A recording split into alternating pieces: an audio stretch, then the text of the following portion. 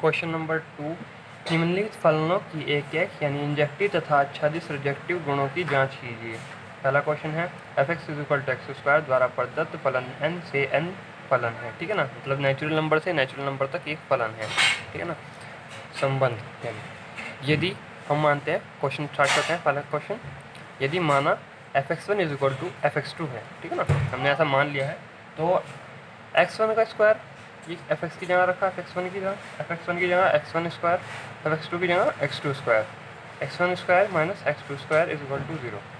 तो यहाँ पर इसका हमने सॉल्व करके जो पता लगा हमें वो लगा कि x1 = x2 है, ठीक है ना, x1 = x2 है और x1 = -x2 है।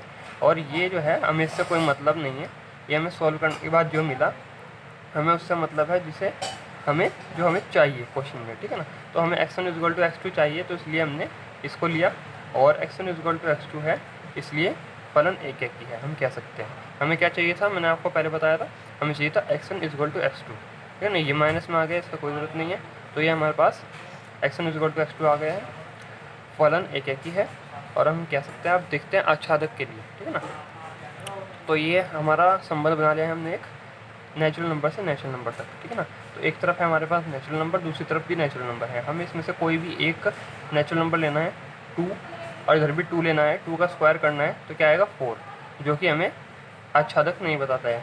और ऐसे ही हम कोई और लेते हैं, 1 लेते हैं, 1 का स्क्वायर करते हैं तो 1 आता है यहाँ पर, और सॉरी यहाँ पर हम 2 का स्क्वायर करते हैं तो 2 आता है, और 1 का स्क्वायर करने पर 1 आता है हमारे पास। तो यहाँ पर जब हम देखते हैं, यहाँ पर हमने 2 का स्क्वायर करा, यहाँ पर 4 आ रहा है, तो अगर हम यहाँ पर 2 का स्क्वायर करने पर हमारे पास 2 मिलता, तो हम यहाँ पर कह सकते थे कि ये फलन आच्छादक है, ठीक है ना। तो यहाँ पर फिलहाल क्या हो रहा है, 2 बिलोंग्स टू नेचुरल नंबर के लिए कोई and x belongs to natural number में नहीं है, ठीक है ना।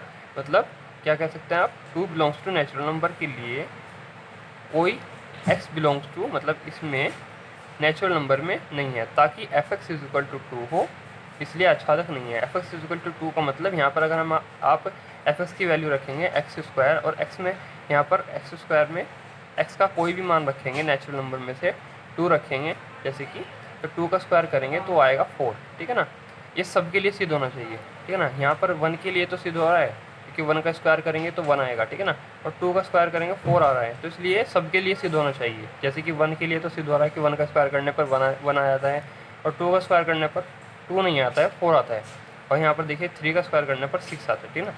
तो ये मतलब एक के लिए सिद्ध हो रहा है और बाकी के लिए गलत है, तो इसलिए सारा ही गलत है, ठीक है ना, आच्छादक नहीं है सब, इसलिए हम इसको कहते हैं आच्छादक नहीं है। तो ये आपको क्वेश्चन समझ में आ गया होगा। तो बढ़ते हैं नेक्स्ट क्वेश्चन की ओर।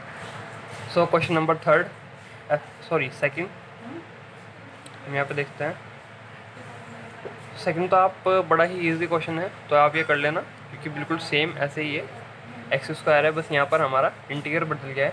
ये जो हमारा फलन है वो z to z है, मतलब इंटीजर टू इंटीजर है, ठीक है ना।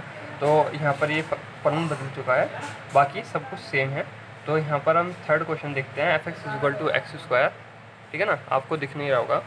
तो यहाँ पर हम देख लेते हैं थर्ड क्वेश्चन, f(x = x² द्वारा प्रदत्त फलन r से r फलन है, ठीक है ना। यहाँ पर ये भी बिल्कुल सेम है, पर मैं आपको ये करके दिखा देता हूँ एक, तो आप मुझे कमेंट में ज़रूर बताना आपको सेकंड क्वेश्चन समझ में आया कि नहीं, ठीक है ना। तो फिर मैं उसके ऊपर भी एक सेपरेट वीडियो बना दूँगा, ठीक है ना। तो f(x = x², फलन r से r है।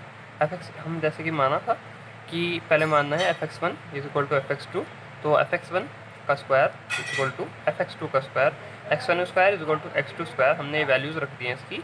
तो यहाँ पर x1 स्क्वायर = -x2 का स्क्वायर, और यहाँ पर देखते हैं हम, हमारे पास वही सिचुएशन आ गई है, x1 = x2 वाली, ठीक है ना, और x1 = -x2 वाली। तो हम यहाँ पर एक चीज़ लेंगे, x1 = x2, एक ही है, फलन एक ही है, ठीक है ना। तो अब यहाँ पे देख सकते हैं ये, तो फलन जो है हमारा एक ही है। अब देखते हैं आच्छादक के लिए, r से r तक एक संबंध बनाया, और उसके बाद हम यहाँ पर एक तरफ तो ले लिया x की वैल्यू, और एक तरफ ले लिया है इंटीजर, ठीक है ना, -1 2 1 3 ऐसे, ठीक है ना, माइनस की वैल्यूज से लेके प्लस की वैल्यूज तक सारी हमारी r की वैल्यूज है, ठीक है ना। तो यहाँ पर हम देखते हैं हमारा जो फलन था x² = -1 लेते हैं अगर हम, तो यहाँ पर देखिए -1 बिलोंग्स टू आर के लिए कोई x बिलोंग्स टू आर में नहीं है, ताकि fx इज इक्वल टू -1 हो। f आच्छादक नहीं है, ठीक है ना, आच्छादक नहीं। कैसे, वही आपको बताया, सिंपल सा बिल्कुल। अगर हम यहाँ पे -1 लेते हैं तो -1 का स्क्वायर करते हैं, तो यहाँ पर -1 का स्क्वायर करने पर हमारे पास 1 आता है, ठीक है ना, और 1 इसके अंदर है, ठीक है ना। और हमें क्या चाहिए, -1 चाहिए, तो -1 नहीं आता है इसमें। अगर हम -1 का स्क्वायर करते हैं तो वो -1 नहीं आता है, 1 आता है, ठीक है ना, प्लस का 1, तो इसलिए ये गलत है। और अगर हम यहाँ पर 2 लेते हैं तो 2 का स्क्वायर करने पर 4 आता है, क्योंकि हमें 2 चाहिए, ठीक है ना। तो यहाँ पर हम इसी प्रकार से कह सकते हैं कि ऐसा कोई भी इसमें x के अंदर कोई भी ऐसा जो हमारे पास नंबर नहीं है जिसका स्क्वायर करने पर हमें वही मिलता हो, यानी -1 का स्क्वायर करने पर हमें -1 मिलेगा, ऐसा कोई भी नंबर नहीं है, ठीक है ना। तो आप कह सकते हैं ये फलन आच्छादक नहीं है। तो हम देखते हैं क्वेश्चन नंबर 4। तो क्वेश्चन नंबर 4 है f(x = x³ द्वारा प्रदत्त फलन n से n एक फलन है, ठीक है ना, नेचुरल नंबर से नेचुरल नंबर फलन है। देखिए पहले वाला क्वेश्चन है, यहाँ पर x³ हो गया है बस, ठीक है ना। चलिए इसको करते हैं, और ये वाला क्वेश्चन आपको खुद करना है, क्योंकि ये बिल्कुल सेम क्वेश्चन है, बस यहाँ पर हमारा जो है फलन बदल चुका है, ठीक है ना। तो z to z है, ठीक है ना, यानी पूर्णांक और टू पूर्णांक, ठीक है। तो फोर्थ क्वेश्चन करते हैं। यहाँ पर फोर्थ क्वेश्चन है f(x = x³। f फलन जो है हमारा नेचुरल नंबर से नेचुरल नंबर तक है, तो ऐसे ही f(x1 = f(x2), x1³ x1³ ठीक है ना। तो x1 = x2 यहाँ पर हमारे पास सिद्ध हो गया है, ठीक है ना। तो यहाँ पर हम कह सकते हैं फलन जो है हमारा एक ही है। अब देखते हैं आच्छादक के लिए हमारा जो संबंध था वो था नेचुरल नंबर से नेचुरल नंबर तक, और यहाँ पर एक x लिया हमने, और x लेने पर हमारे पास देखते हैं यहाँ पर दूसरी तरफ जो है हमारा वो है नेचुरल नंबर, यानी 1 2 3 4 5 6। और अब यहाँ पे देखते हैं कोई भी नंबर यहाँ से ले रहा है, जैसे कि 2 लिया हमने यहाँ पर, तो 2 का हम ये देखते हैं क्यूब करने पर, 2 का क्यूब करने पर क्या आता है, 2 का क्यूब करने पर 2 2 4 2 8, ठीक है ना, सिंपल सा है कि 8 आता है, और 8 नॉट इक्वल टू है 2 के, ठीक है ना, क्योंकि देखिए कितना फ़र्क है इसमें सिर्फ 6 नंबर का फ़र्क है, तो इसलिए यहाँ पर जो है ये इसके इक्वल नहीं आ रहा है, तो इसलिए ये आच्छादक नहीं है, ठीक है ना, समझ गए होंगे आप। यहाँ पर अगर हम 2 लिया हमने, जैसे मैंने आपको पहले बताया था, 2 का क्यूब करने पर हमारे पास 2 आना चाहिए था, जो कि नहीं आ रहा है, तो इसलिए फलन आच्छादक नहीं है, जहाँ x belongs to natural number है, ठीक है ना। तो f(x) आच्छादक नहीं है, तो ये हमारा सिद्ध हुआ, ठीक है ना। तो अब देखते हैं क्वेश्चन नंबर 3। तो क्वेश्चन नंबर 3 है, सिद्ध कीजिए कि f(x) = x, ठीक है, द्वारा प्रदत्त महत्तम पूर्णांक फलन f R न तो एक ही है और न आच्छादक है, जहाँ x से कम या उसके बराबर महत्तम पूर्णांक को निरूपित करता है। तो पूर्णांक से पूर्णांक एक संबंध है। तो अब देखते हैं क्वेश्चन नंबर 3, f(x) = x, ये मैं क्वेश्चन में दिया हुआ है, हमने अपनी तरफ से लिया f(2.3), ठीक है ना, f(2.3) लिया, क्योंकि हमें ये f(x1) लेना है, तो f(2.3) लिया इसमें r से, ठीक है ना, और f(2.4) लिया r से, ठीक है ना, ये f(x1) हो गया, f(x2) हो गया, = 2 लेना है दोनों सेम को, क्योंकि ये =f है और ये भी =f है, ठीक है ना। तो ये 2 हो गया, ये भी 2 हो गया, ठीक है ना।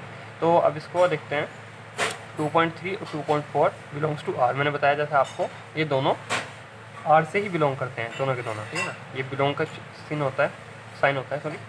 तो f(2.3) = f(2.4), ठीक है ना, ये दोनों इक्वल हैं 2 2, ठीक है ना। तो 2.3 इज़ नॉट इक्वल टू 2.4, ये तो हमें पता है, तो इसलिए एक ही नहीं है। हमें कोई भी एक रीज़न देना होता है, क्योंकि उन्होंने पहले ही कहा है एक ही नहीं है और आच्छादक नहीं है, तो कोई भी एक रीज़न देना है कि एक ही नहीं है या आच्छादक नहीं है। तो अब देखते हैं यहाँ पर R to R संबंध, ठीक है ना।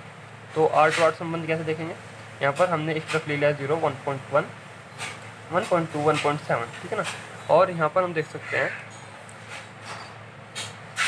ये जो हमारा R to R एक आच्छादक नहीं है। क्यों? क्योंकि 1.7 जो है वो हमारा R के अंदर नहीं है। क्यों? क्योंकि ये जो f(x) है वो हमारा x से हट के है, ठीक है ना, x से हट के है। देखिए यहाँ पर f(x) जो है वो x से हट के है, उससे कम या उसके बराबर है, ठीक है ना, f(x) जो है वो उससे हट के है, तो यहाँ पर हमें इससे हट के कुछ मिल नहीं रहा है, तो इसलिए हम यहाँ पर कह सकते हैं फलन जो है वो आच्छादक नहीं है, एक आच्छादक फलन नहीं है, क्योंकि 1.7 R से R को R में नहीं है, ठीक है ना, ऐसा कह सकते हैं। तो इसलिए हमारा क्वेश्चन का आंसर हुआ। और अब देखते हैं क्वेश्चन नंबर 4। सिद्ध कीजिए कि F X is equal to modulus X द्वारा प्रदत्त मापांक फलन एफ आर से आर न तो एक ही है और न आच्छादक है, जहाँ एक्स मॉडुलस एक्स बराबर एक्स, ठीक है ना, यदि एक्स धन या शून्य है तथा मॉडुलस एक्स बराबर है एक्स के यदि एक्स ऋण है, ठीक है ना। तो चलिए इसको भी करते हैं। तो क्वेश्चन नंबर 4 देखते हैं। F X is equal to modulus X, ठीक है ना। अब देखते हैं एफ एक्स वन लेता है, एफ एक्स वन की जगह लेते हैं एफ माइनस टू, ठीक है ना, is equal to modulus minus two is equal to two, ठीक है। तो F two is equal to modulus two is equal to two, ठीक है। मॉडुलस का मतलब यानी अगर कोई भी वैल्यू है वो माइनस में है उसको प्लस में करना, ठीक है ना, ये होता है मॉडुलस का मीन। तो ठीक है, तो ये 2 आया और ये भी 2 आ गया है, ठीक है। तो F minus two is equal to F two, ठीक है। माइनस, अब देखते हैं इनको खोलते हैं, ये माइनस टू है और ये इज इक्वल टू टू है, तो ये दोनों इक्वल नहीं है, तो इसलिए एक ही नहीं है, फलन एक ही नहीं है, ठीक है ना। अब देखते हैं संबंध, ठीक है ना, आच्छादक के लिए संबंध। तो आर से आर एक संबंध बनाया हमने और यहाँ पर एक एक्स लिया, तो ये माइनस की वैल्यूज से लेकर के प्लस की वैल्यूज़ ली, तो प्लस की वैल्यूज़ तक हमने ले करके उसके बाद हम देखते हैं यहाँ पर कोई ऐसा वर्ड ऐसा अक्षर है जो इससे बिलोंग करता हो, ठीक है ना। तो -1 मॉडुलस एक्स लेते हैं, यानी यहाँ पर 1.3 लेते हैं, ठीक है ना, और 1.3 मॉडुलस के अंदर रखा है और यहाँ पर देखते हैं वो इक्वल है -1.3 के या नहीं, ठीक है ना। तो देखिए आप कोई भी हम माइनस की वैल्यू लेते हैं 1.3, वो मॉडुलस के अंदर है, तो अगर हम इसको खोलेंगे तो वो प्लस में आएगी, ठीक है ना। अगर हम इसका मॉडुलस खोलेंगे तो वो प्लस में आएगी, तो इसलिए ये इसके इक्वल नहीं होगी क्योंकि वो प्लस में आएगी और ये माइनस में है, ठीक है ना। जैसे कि आप यहाँ देख सकते हैं -1.3 मॉडुलस, ठीक है ना, इज इक्वल टू -1.3। अब इसको सॉल्व करते हैं तो यहाँ पर आएगा 1.3 इज इक्वल टू -1.3, तो ये इक्वल नहीं है, तो इसलिए फलन आच्छादक नहीं है। हमें एक रीज़न बताना है कि आच्छादक नहीं है, ठीक है ना, तो इसलिए आच्छादक नहीं है। तो देखते हैं question number 5। So question number 5 है, सिद्ध कीजिए कि फलन r से r तक एक संबंध है F X is equal to, ये कंडीशन दी हुई है, यदि x 0 बड़ा है 0 छोटा है x से तो हमें 1 लेना है, यदि x इज इक्वल टू 0 है तो हमें 0 लेना है, और अगर -1 है ठीक है ना, यदि x छोटा है 0 से तो -1 लेना है, ठीक है ना। तो ये कंडीशन दी हुई है, द्वारा प्रदत्त चिन्ह फलन न तो एक ही और ना आच्छादक है, ठीक है ना, ये दोनों सिद्ध करना है। तो ये बड़ा सिंपल क्वेश्चन है क्योंकि इसमें दोनों के दोनों बताए हुए हैं कि एक ही नहीं है और आच्छादक नहीं है, ठीक है ना। तो चलिए, तो क्वेश्चन में दिया है फलन r से r तक एक संबंध है, तो माना x1 बड़ा है 0 से और x2 बड़ा है 0 से, ठीक है ना। तो यहाँ पर हम लेते हैं माना fx1 is equal to fx2, ठीक है। तो यहाँ पर क्योंकि fx1 इज इक्वल टू 3 है, क्योंकि 0 से बड़ा है तो 3 लेना है, तो 0 से बड़ा होने पर हमने बताया था आपको 1 लेना है, तो यहाँ पर ये 1 आ चुका है, तो 0 से बड़ा है इसलिए 1। तो यहाँ पर fx2 लेते हैं, वो उसको 4 ले लेते हैं क्योंकि 0 से बड़ा है, और 0 से बड़ा लेने पर हमारे पास क्या लेना है, हमें 1 लेना है। तो मैंने आपको बताया था ये सब बातें लिंक हो रही हैं एक दूसरे से, तो ये देखिए। तो अब देखते हैं fx1 is equal to fx2 is equal to 1, ठीक है ना। तो ये देखिए जो हमारा fx1 है और जो fx2 है वो इक्वल टू आ रहा है 1 के, तो ये एक कंडीशन होती है, ये रूल होता है कि fx1 अगर और fx2 इक्वल टू आ रहे हैं 1 के, ठीक है ना, दोनों इक्वल बना रहे हैं, तो ये फलन जो होगा एक ही नहीं होगा, नहीं।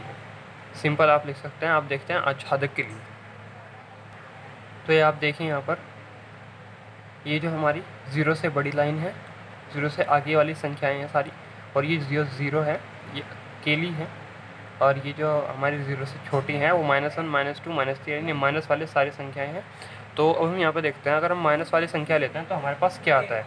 तो देखिए यहाँ पर क्वेश्चन में दिया हुआ है, अगर आप -1 लेते हैं, माइनस वाली वैल्यूज़ लेते हैं, थोड़ा सा मैं आपको ऊपर करके दिखा देता हूँ। अगर आप माइनस वाली वैल्यूज़ लेते हैं, ठीक है ना, यानी -1 लेते हैं, यानी 0 से कम वाली वैल्यूज़ लेते हैं, तो आपको -1 मिलेगा, ठीक है ना। हम यहाँ पर -1 -2 -3 यानी 0 से कम वाली वैल्यूज़ ली, तो हमारे पास क्या आएगा, -1 आएगा, ठीक है ना। कोई भी वैल्यूज़ ले लो, ये -1 आएगा, ठीक है ना। तो जैसे कि हमने यहाँ पर -1 लिया तो वो तो ठीक है, -1 आ रहा है। अगर हम यहाँ पे -2 लेते हैं तो यहाँ पर -2 नहीं आएगा, वो 1 आएगा। तो ये एक तो ये रीज़न हो गया कि ये आच्छादक नहीं होगा, ठीक है ना, सब में एक ही मिल रहा है। और अब 0 के लिए देखते हैं, 0 के लिए सिद्ध हो रहा है कि 0 मिलेगा, ठीक है ना, ये तो सीट है, सही है, बिल्कुल सटीक है। उसके बाद अगर हम 0 से बड़ी संख्या लेते हैं यहाँ पर, तो मतलब यहाँ पर देखिए 0 से बड़ी संख्या लेते हैं कोई भी, तो ये 1 2 3 जैसे 4 लेते हैं, सारी वैल्यूज़ लेते हैं, तो हमें क्या मिलेगा, 1 मिलेगा। और हमें क्या चाहिए, सबकी अलग अलग चाहिए, 1 के लिए 1 चाहिए, और 2 के लिए 2 चाहिए, 3 के लिए 3 चाहिए, 4 के लिए 4 चाहिए, ठीक है ना। तो हम यहाँ पे हमें ऐसी वैल्यूज़ चाहिए। तो और क्या हो रहा है, इन्होंने हमें शर्त दे दी है कि इसे लेने पर ये मिलेगा, इसे लेने पर ये मिलेगा, इसे लेने पर ये मिलेगा। तो यहाँ पर कोई भी जो है पूरा यहाँ पर संबंध एक दूसरे से संबंधित नहीं है, लेकिन सारे अवयव अलग अलग हैं। तो इसलिए हम लिख सकते हैं यहाँ पर फलन आच्छादक नहीं है, ठीक है। तो यहाँ पर हमने लिखा -3 बिलोंग्स टू आर के लिए कोई x बिलोंग्स टू आर में नहीं है, ठीक है ना, ताकि fx इक्वल टू -3 हो, इसलिए आच्छादक नहीं है। ये हमने कोई रीज़न लिया यहाँ पर -3 के लिए, यहाँ पर r में है, लेकिन x बिलोंग्स टू r में नहीं है, यहाँ पर x बिलोंग्स टू r में नहीं है, ठीक है। तो इसलिए fx इक्वल टू -3 हो, ठीक है, तो इसलिए आच्छादक नहीं है। तो अब देखते हैं क्वेश्चन नंबर 6।